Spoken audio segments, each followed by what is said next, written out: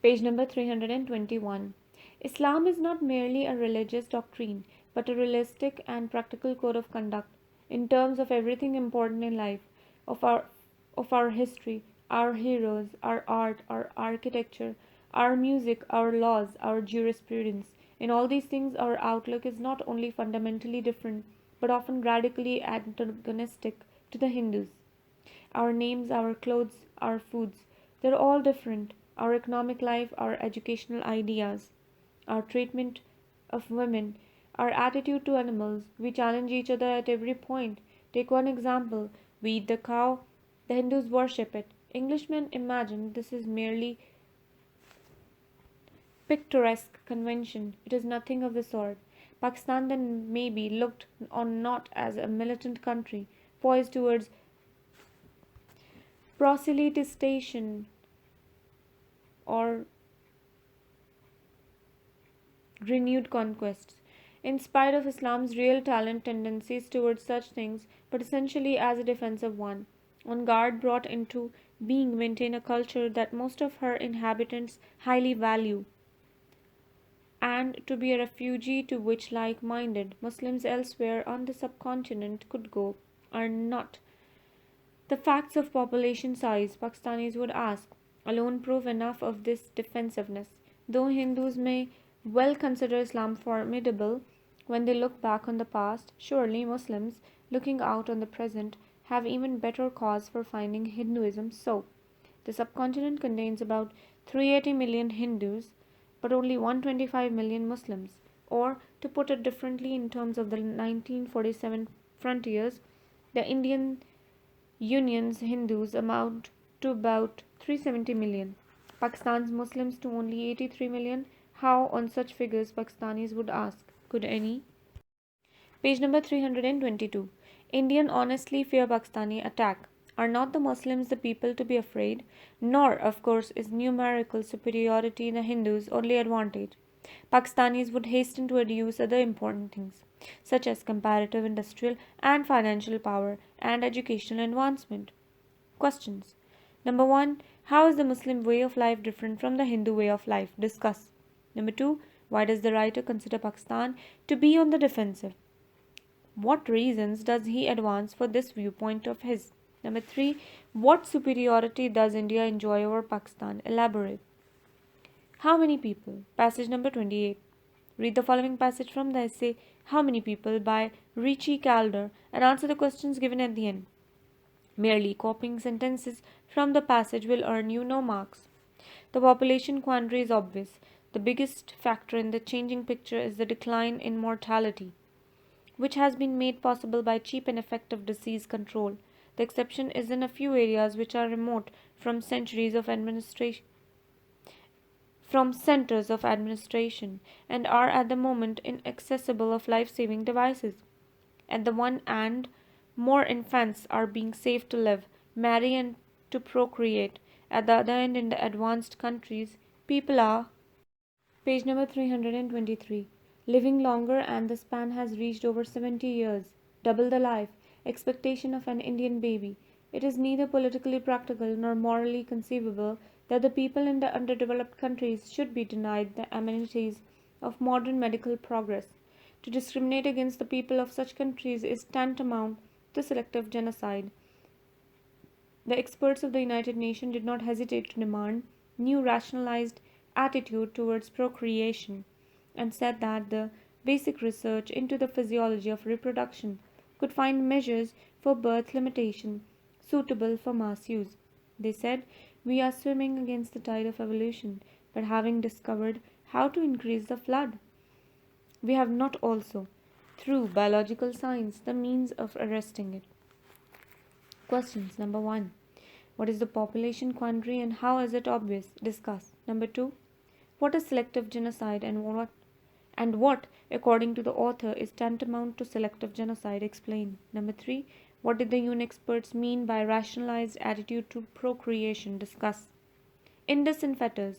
Passage number 29. Read the following passage from the essay The Indus in Fetters by Arnold Toynbee and answer the questions given at the end. Page number 324. The Indus has two fetters, Attock and Calabar. At Attock, his widespread waters are suddenly confined.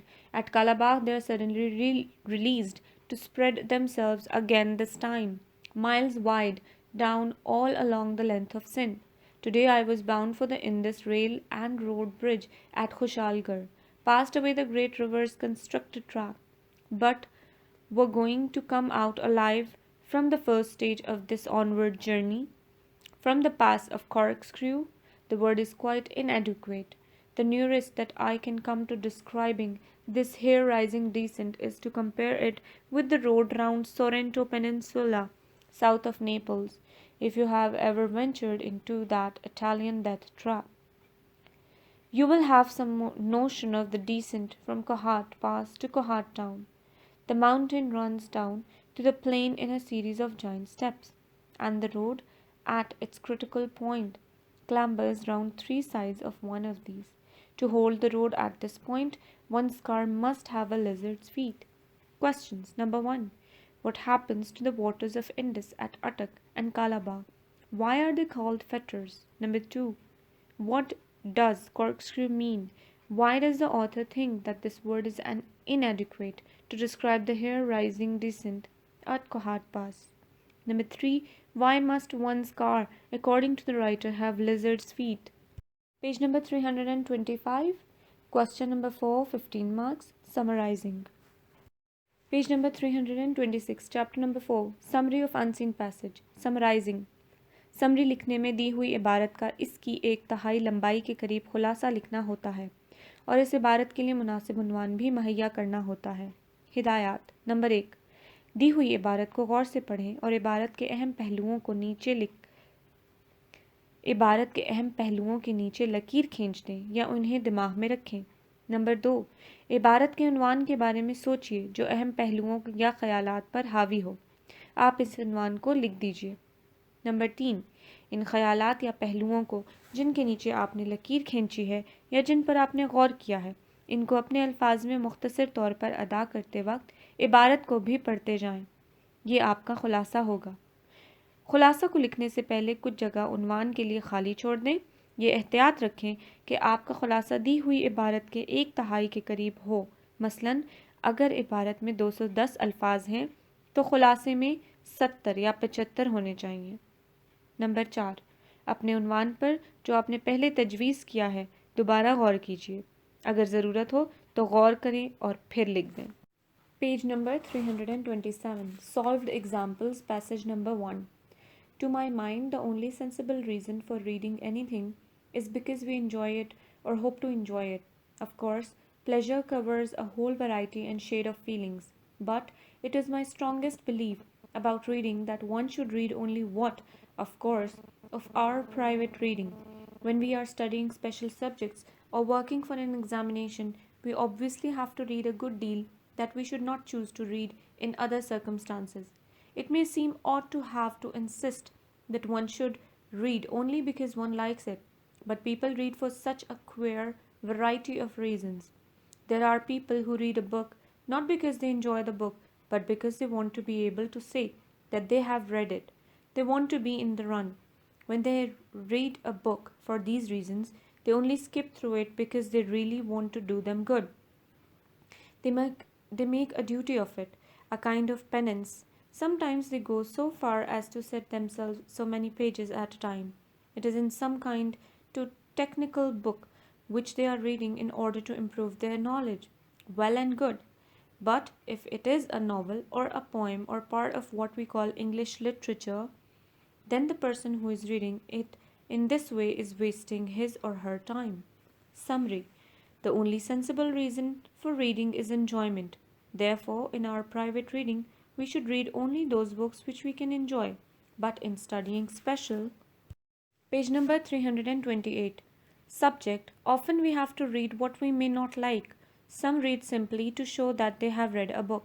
This is called forced reading. Only a technical book and not a book of literary type should be read in this way. Heading, reading for pleasure. Passage number 2. It is physically impossible for a well-educated intellectual or a brave man to make money the chief object of his thoughts, just as it is impossible for him to make his dinner the principal object of his life. All healthy people like their dinner, but this is not the main object of their lives. So, all healthy minded people like making money, ought to like it and enjoy the sensation of winning it. But the main object of their life is not money, it is something better than money. A good soldier, for instance, mainly wishes to do his fighting well. He is glad of his pay and justly grumbles when you keep him 10 days without it. Still, his main notion of life is to win battles, not to be paid for winning them. So, of the doctors, they like fees, no doubt, ought to like it. Yet, if they are brave and well educated, the entire object of their lives is no fee. They, on the whole, like to cure the sick, and if they are good doctors and the choice were fairly put to them, would rather cure their patients and lose their fee than kill him and get it. And so, with all the other brave and rightly trained men, their work is first, their fee second, very important, no doubt, but still second. But in every nation, as I said, there are vast numbers of people who are ill educated, cowardly, and more or less stupid. Page number 329. And with second, as with the brave people, the work is first and the fee second. Summary. Money should not be the main object of our thoughts. To make money is never the chief aim of life of a good soldier or of a good doctor. Both of them love to be paid for their work, yet material reward for their work is not the sole aim before them. For one it is to win battles, and for the other to cure the sick. If they are really sensible, they would rather lose their reward than fail in the performance of their duties. Thus, with all wise and brave men, the primary consideration is to work and not its material reward, which, though important, is always a secondary consideration with them. Heading: Work first, fee second. Passage number 3. A certain Roman miser died, and after being buried came to the banks of the gloomy river Styx, over which the shades of the departed were ferried by Charon. When miser turned to his nature rather than pay it, threw himself into the river and swam over the other side. In spite of the clamour and opposition that arose, all the lower regions were in an uproar, and each of the judge of the dead was suggesting some punishment suitable to the crime. One said he should be chained to a rock as Prometheus. One was being tortured for not helping man who was being tortured for not helping mankind. Another said that he should be condemned to eternal punishment in hell, like the Danaides, who had to fill a sieve with water. And a third, Dear students, this audio recording has been done for you by Humanitarian Development Organization, Abbottabad. HTO is striving hard to bring positive change in sectors of health, education, and livelihood since 2011, non-funded and purely on self-help basis. Organization has not only converted the textbooks of KPK into audio form, but also of the whole country, from FA to master's level, including courses of Allama Iqbal Open University. The core objective of this educational campaign is to enable visually challenged students to continue their studies up to the higher levels and play their positive role in the prosperity of their nation and country. These all recordings are being provided totally free of cost to visually challenged students. Other students rather than visually challenged students can also get benefit of this educational convenience. Humanitarian Development Organization, Abbottabad. Email hdoatd@gmail.com. Website hdorg.net. Contact 0345 9541 838. page number 330, advised that he should suffer the same punishment as Sisyphus, who had to push a large rock to the top of a hill. Minos, the supreme, which it always rolled down to the plains again, but they must invent some severe punishment, and they declared that the miser should be sent back to the earth to see that use his heirs were making of his riches. 214 words. Summary. A Roman miser died. To enter the next world, he was to cross the river Styx. He did not pay the fare, jumped into the river, and swam over the other side. He was arrested and was brought before the judges of dead. Different judges suggested different punishments for his crime, but the supreme judge decreed that he should be sent back to the earth to see how his wealth was being spent. Heading: A miser is punished. Passage number 4. A Saturday afternoon in November was approaching and the time of twilight, and the vast tract of unenclosed, means open, wild, known as Agdon, heath embrowned, means became brown in colour, itself moment by moment. Overhead the hollow stretch of whitish cloud shutting out the sky was a tent which had the whole health for its floor, the heaven being spread with its pallid screen, and the earth with darkest vegetation. Their meeting line at the horizon was clearly marked.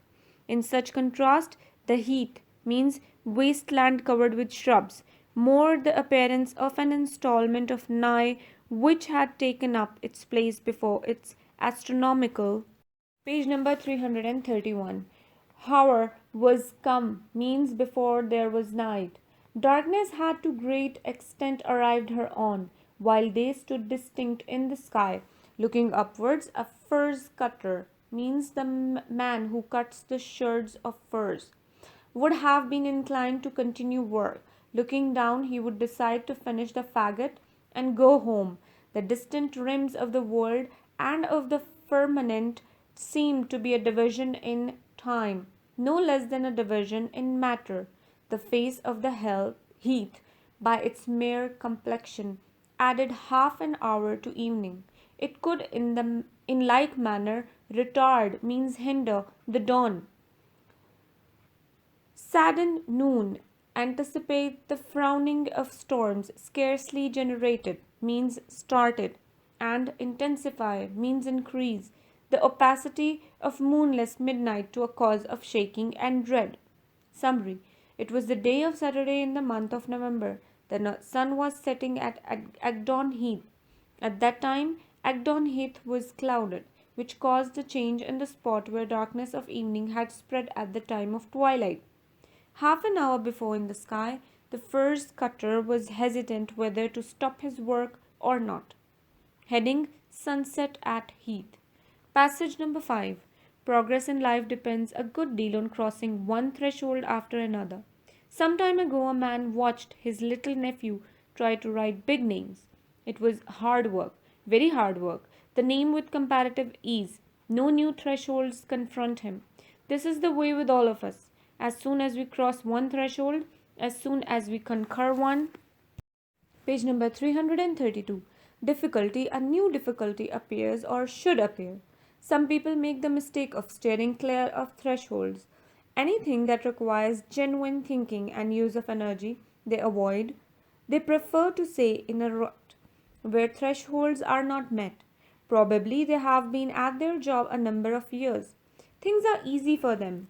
They make no effort to seek out new obstacles to overcome. Real progress stops under such circumstances. Some middle-aged and elderly people greatly enrich their lives by continuing to cross new thresholds.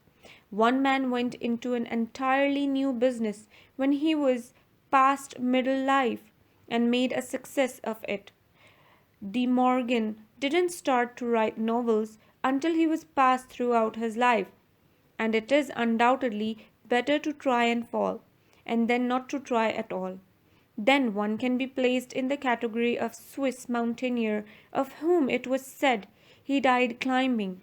When a new difficulty rises to obstruct your path, do not complain, accept the challenges, determine to cross this threshold as you have crossed numerous other thresholds in your past life. In the words of the poet, do not rest but strive to pass from one dream to other grander dreams. Summary. Progress in life depends upon our conquering new difficulties at every turn.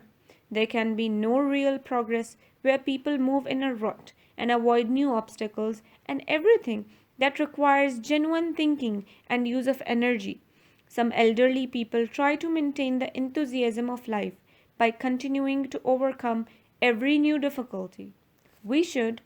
Page number 333.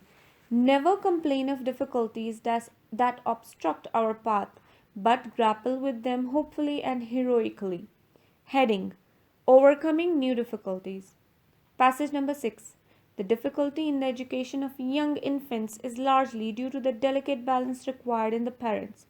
Constant watchfulness and much labor are needed to avoid injury to health.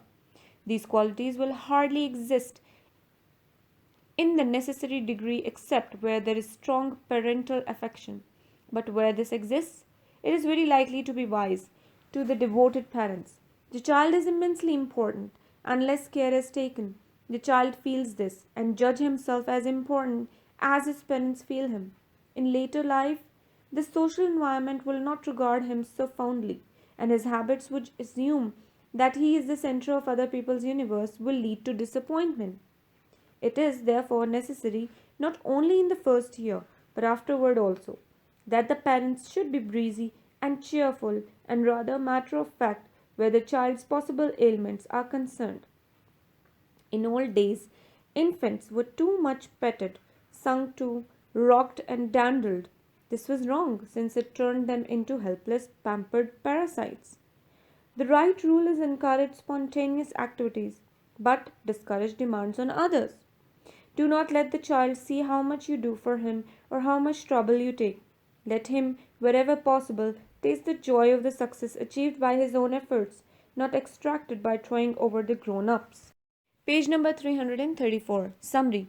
For the proper upbringing of children, the parents must maintain a steady attitude towards them.